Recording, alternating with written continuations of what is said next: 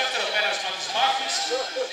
Ο Χριστοδούλου θα κάτσει πίσω, ο Νίκος ο Μπορούμης θα είναι μπροστά στην άμυνα και για να τους δούμε που πάρει εκκίνηση, πατήσαν, δέσαν χειρόφερο και στρίβουν τώρα την ΚΑΠΑ ΑΕΛΑ.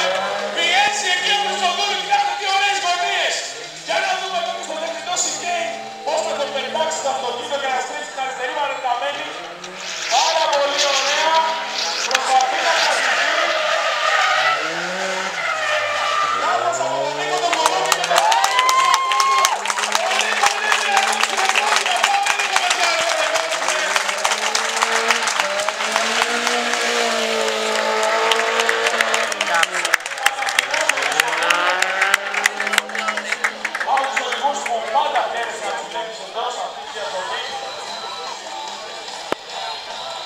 Βεβαίως